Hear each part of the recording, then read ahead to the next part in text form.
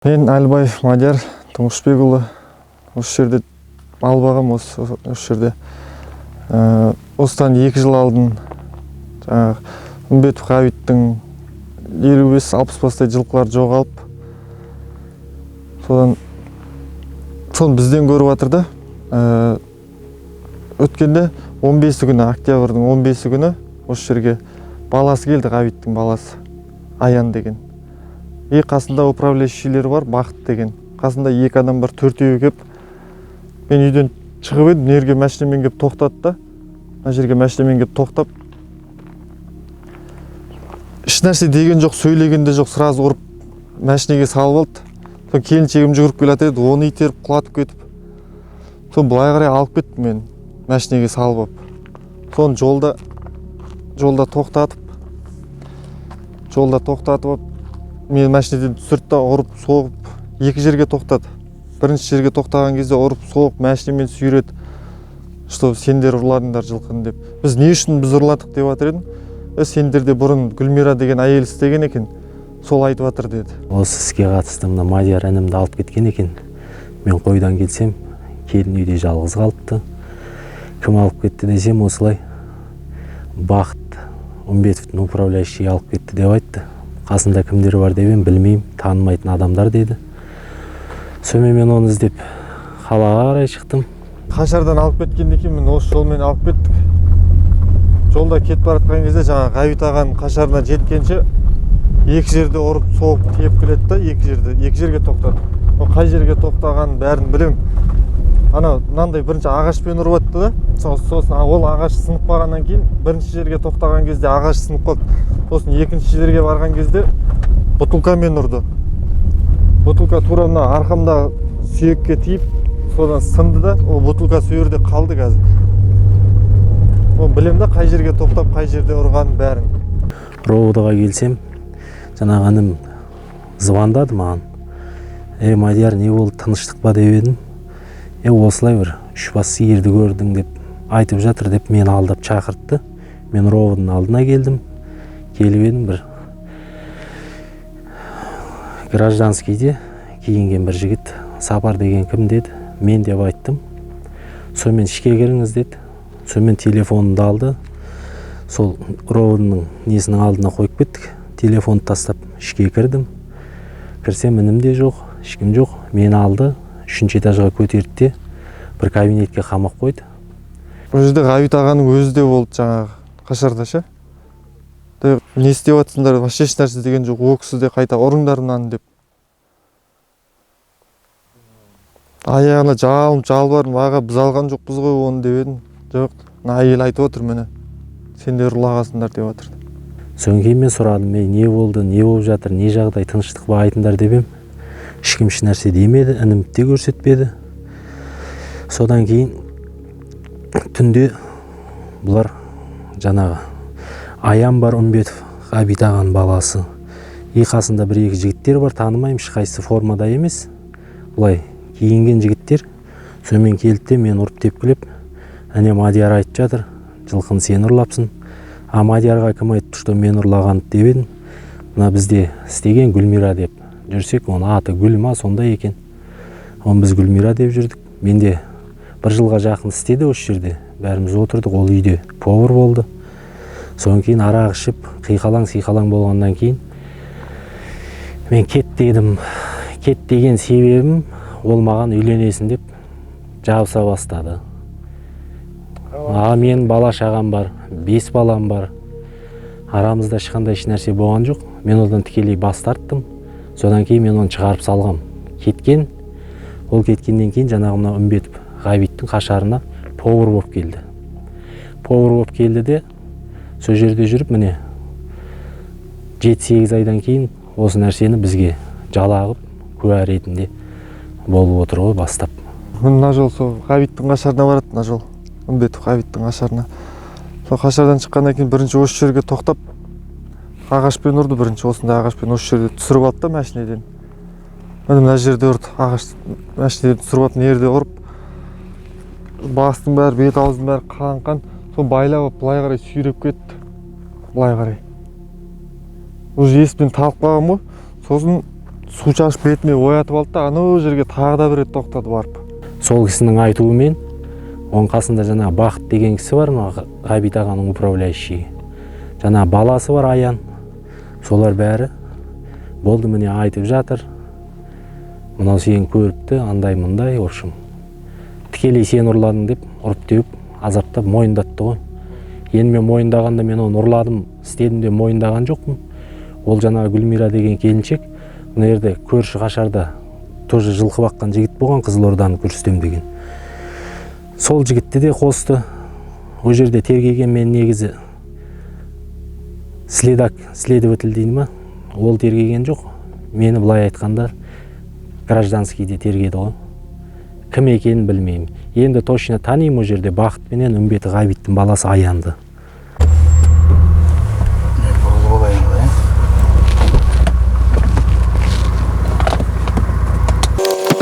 Тура жерге тоқтады ғой.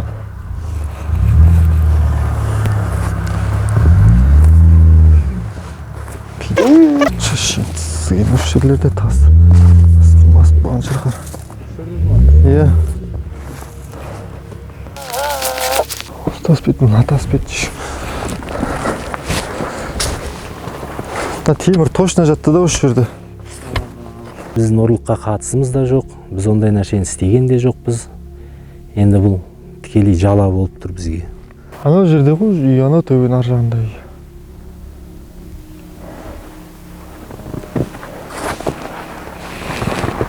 Мына қар ерісе дұрыс болар еді. Мына жер осы бетонның түбі қайтер. Бұрында да 4 күн жаттым ғой. Мына жақта 1 күн ұстады ма, қанша күн ұстады мына жақта. Мына жақта ұрған кезде уже есім білмеймін, памятті. Талып қалғам ғой. Ровода да 4 күн жаттым, бірақ роводың ішінде.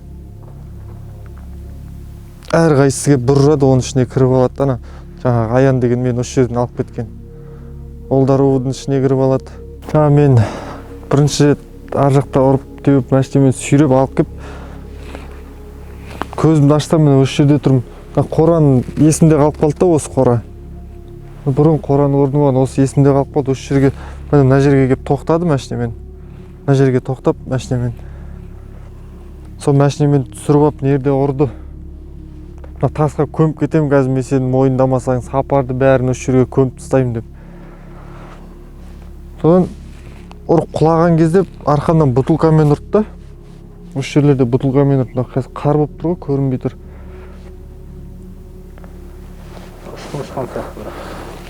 Иә, міне жатыр, міне. Мынау. Бірінші ұрған кезде ағаштар сынып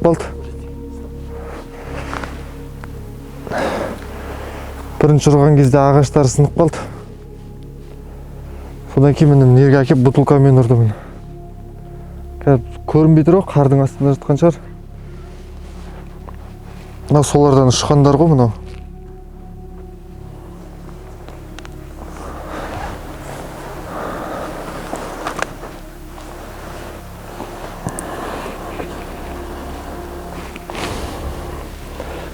Осы жерлерде ұрды міне. Аның бәрінде.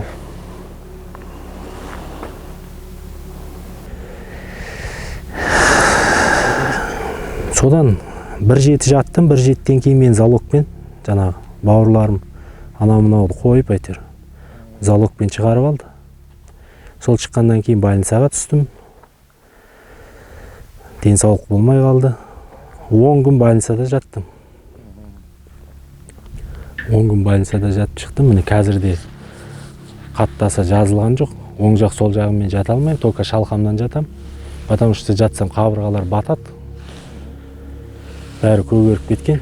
Жаңа мен ұрып атқан кезде мына жаққа бірінші Қашарларын алып барып ұрған кезде сапарды айтасың деді ғой маған.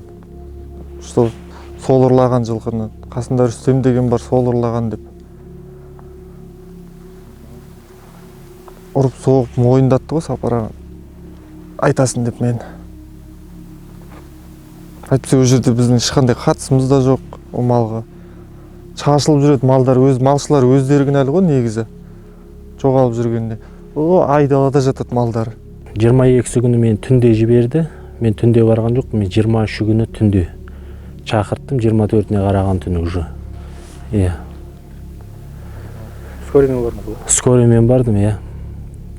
Маған жаңа неде жатқанда үмбетіп аян жаңа сол келді да ЦИЗОда отырғанда маған келіп айтты: сен адвокаттан бас тартасың, бас тартпасаң мен саған көрсететін, сен шықпайсың жерден. Олар как ровдыда өзінің үйінде жүргендей жүреді, қалай болса солай кіреді, телефонмен сөйлеседі, отырады, кім көрінгенді кіргізеді, ұрып теуіп. Мен білмем, осыған бір шара қолданса әділ жағынан. Сол ровдыдан шыққан күні мен жаңағы управляющий Бақыт деген алып кетті ғой, Ғайбитке барып жолығасын деп. Сол машинесіне отырып бір жерге алып барды, сол ұзынағаштың ішінде. Айтты 30 миллион ақша қойып бересіңдер сендер деп. 30 миллион шығын бізден шықты, соны қойып беріңдер деп. Үйіңді сатасың ба, бала шағаңды сатасың ба, в общем маған 30 миллион қоясың. Содан кейін мен иә дедім, 30 миллион қойсам мені тыныш қоясыздар ма деп едім. Жоқ, 30 миллион төлейсің, еще мен сен тойыңа жетем, қаматам деп айтты маған. 4 күн ровдыда жатып, одан кейін ровдыдан шығарып, мен оперлері бар сол жерде. Ерсін деген опер бар екен сол жерде істейтін. Сол мына жақта да болды, мен ұрып атқан кезде ше, жаңа Ерсін деген. Солар машинеге салып неге Ұзынағашқа ровдыға алып барды. Сол ровдыдан 4 күн жатып шықтым ғой, жерде де ұрып теуіп не қылғаннан кейін. Соны больницаға алып барды. Больница ішіне Нивамен бардық больницаға ше. Ниваның артынан түсіп, больницаның есігінен кіріп нетіп едім бүйтіп. Мынаған жазып бере салшы, денсаулығы нормальный мынаның деп жазып бере салшы деді бір неге. Соны аналар жазып бере салды сондай қағаз. Қайттан ровдыға алып келді одан кейін. Қазір денсаулығың қалай, негізінде? Қазір міне аяқтан жүре алмаймын. Не болды аяққа? Мына сүйегі шытынап кеткен ғой, мына сүйек. Бүгілмейді, корсетпен жүрмін қазір. Бас ауырады, денелерім де ауырады бәрі. Сотрясение болған ғой басым қазір.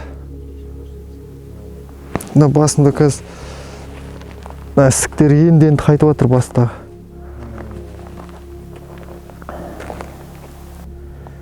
Мен енді ондай нәрсе істеп, малын ұрлап, бірдеме жасаған адам емеспін. Мен осы жерде отырғаныма 12 жыл болды міне.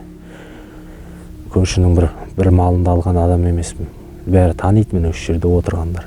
Осы маңайдағылар емес, оны өздерінің малшылар құрттау деп ойлаймыз да. Бақыт деген жаңағы. Енді сол деп айтпаймын, бірақ күдігім сода да. Өйткені мал базарға постоянно машинамен мал тасып жүреді ғой. Енді мынау жаңағы әйел менен Бақыттың сөзінен келіп отқан нәрсе деп ойлаймын. Деп емес, нақты сол екеуінің тірлігі бізді осындай нәрсеге түсіріп отырған.